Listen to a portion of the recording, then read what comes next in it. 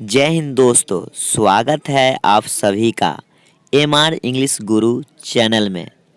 दोस्तों, आज मैं इस वीडियो में पास्ट इंडेफिनिट टेंस के बारे में बताऊंगा, जो कि पास्ट टेंस का पहला प्रकार होता है और इसी टेंस को सिंपल पास्ट टेंस भी कहा जाता है। बहुत सारे बच्चे इसे अलग अलग समझ लेते हैं, तो यह अलग अलग नहीं है, केवल नाम अलग है, लेकिन दोनों का मतलब एक ही होता है। तो अब आप लोग इसे अलग अलग नहीं समझिएगा। तो अब देखिए इस टेंस का पहचान। आखिर हम लोग कैसे पहचानेंगे जो सेंटेंस दिया गया है आखिर किस टेंस का है? तो उसके लिए देखेंगे पहचान।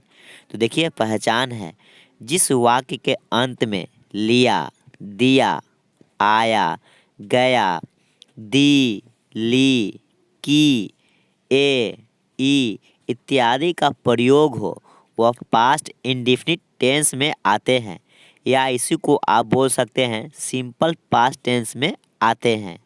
अब आप कुछ एग्जाम्पल के जरिए समझिए। उसने आम खाया, मैंने उसका कलम लिया, वह पटना से आया, उसने मुझे कलम दिया। तो अब देखते हैं कि सेंटेंस को अंग्रेजी में कैसे बनाएंगे। सबसे पहले बनाया जाता है अफर्मेटिव सेंटेंस, जिसका मतलब होता है सकारात्मक वाक्य। तो देखिए इसका बनावट। तो इसका बनावट है, सबसे पहले लिखा जाएगा सब्जेक्ट प्लस V2 यानी कि वर्ब का दूसरा रूप प्लस ऑब्जेक्ट। इसी बनावट के जरिए पास्ट इंडेफिनिट टेंस के वाक्य को अंग्रेजी में बनाया जाता है। तो एग्जाम्पल के जरिए समझ लेते हैं। उसने एक पत्र लिखा, उसने एक पत्र लिखा।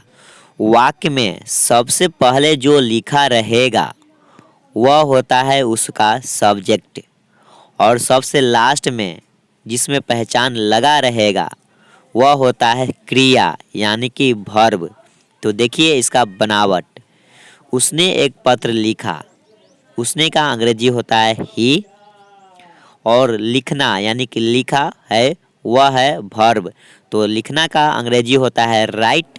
तो यहाँ पर हमको लगाना है V2, तो इसका हो जाएगा राइट का V2 रोट। ही रोट, क्या लिखा जा रहा है? लिखा जा रहा है पत्र। तो पत्र का होगा अ लेटर। तो पूरा सेंटेंस बन गया, ही रोट अ लेटर। अब दूसरा सेंटेंस देखते हैं। दूसरा सेंटेंस है मुकेश स्कूल गया। मुकेश हो गया सब्जेक्ट और गया वह हो गया वर्ब। तो इसका अंग्रेजी बनेगा मुकेश वेंट टू स्कूल। जाना का होता है गो और गो का V2 होता है वेंट। तो हो गया Mukesh went to school. 3 number में है मैंने उसे बुलाया।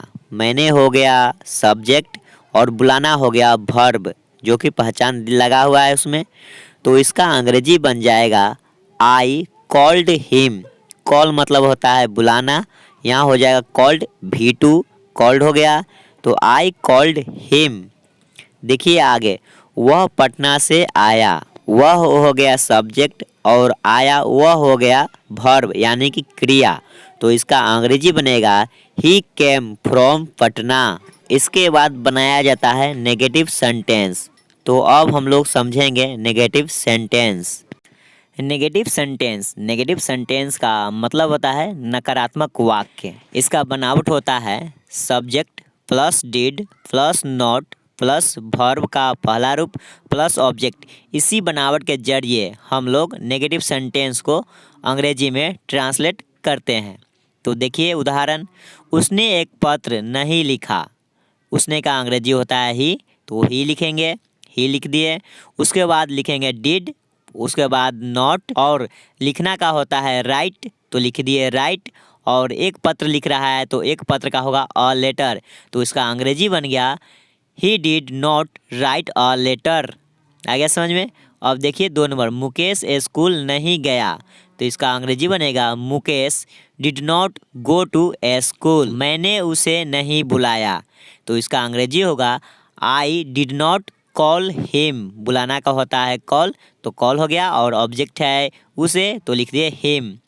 वह पटना से नहीं आया। तो इसका अंग्रेजी बनेगा he did not come from Patna. आ गया समझ में। तो इसके बाद बनाया जाता है इंट्रोगेटिव सेंटेंस। इंट्रोगेटिव सेंटेंस जिसका मतलब होता है प्रश्नवाचक वाक्य, और यह दो प्रकार के होते हैं। पहला, वह जिसका आंसर आप यस या नो में दे सकते हैं, और दूसरा जिसका उत्तर आप यस या नो में नहीं दे सकते हैं। तो देखिए इसका बनावट है सबसे पहले did plus subject plus verb का पहला रूप प्लस ऑब्जेक्ट प्लस क्वेश्चन वाक्य का चिन्ह। तो देखिए एग्जाम्पल, क्या उसने एक पत्र लिखा? इसका जवाब आप लोग यस या नो में दे सकते हैं। तो देखिए इसको बनाएंगे कैसे। तो इसको बनाएंगे, सबसे पहले लिखेंगे डिड, क्योंकि बनावट में दिया हुआ है सबसे पहले डिड, तो लिखेंगे डिड। उसके बाद है सब्जेक्ट, तो सब्जेक्ट के जगह पर यहाँ पर है उसने का अंग्रेजी होता है ही, तो लिखेंगे सब्जेक्ट के जगह पर ही। और वर्ब मतलब लिखना का अंग्रेजी होता है राइट, तो लिखेंगे राइट। उसके बाद है एक पत्र, तो एक पत्र का होगा अ लेटर, तो लिखेंगे अ लेटर। तो इसका पूरा अंग्रेजी बन गया did he write a letter. इसके बाद बनाया जाता है इंट्रोगेटिव नेगेटिव सेंटेंस। इसका मतलब ये होता है प्रश्नवाचक नकारात्मक वाक्य। इसका मतलब कि इसका आंसर आप लोग यस या नो में दे सकते हैं, इसी को बोलते हैं इंट्रोगेटिव नेगेटिव सेंटेंस। तो इसका बनावट देखते हैं। तो इसका बनावट होता है did plus subject plus not plus V1 plus object plus question वाक्य का जो चिन्ह होता है सो लगेगा। तो देखते हैं इसका एग्जाम्पल। तो एग्जाम्पल है, क्या उसने एक पत्र नहीं लिखा? इसका आंसर आप लोग यस या नो में दे सकते हैं। तो इसका अंग्रेजी बनेगा, सबसे पहले बनावट में है वह है डिड, तो लिखेंगे डिड। उसके बाद है सब्जेक्ट, सब्जेक्ट यहाँ पर है उसने का अंग्रेजी होता है ही लिख दिए। उसके बाद है नॉट, तो लिखेंगे नॉट। उसके बाद है लिखा, यानी कि लिखना का होता है राइट, तो हो गया राइट। और क्या लिख रहा है? तो लिख रहा है एक पत्र, तो एक पत्र का अंग्रेजी होगा अ लेटर। तो ऐसे ही इसका अंग्रेजी बन गया पूरा did he not write a letter, हो गया।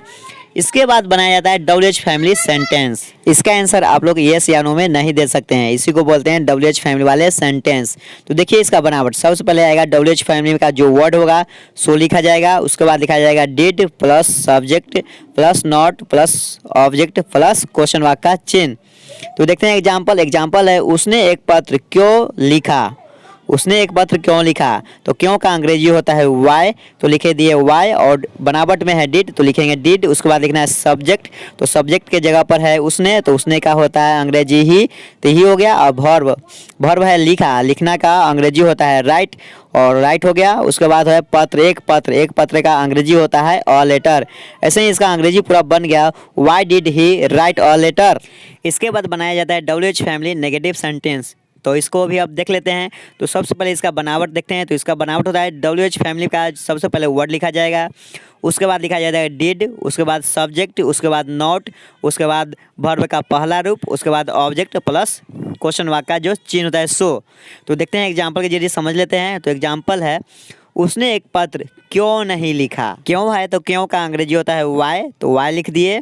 उसके बाद लगाना है डिड, तो लिखेंगे डिड।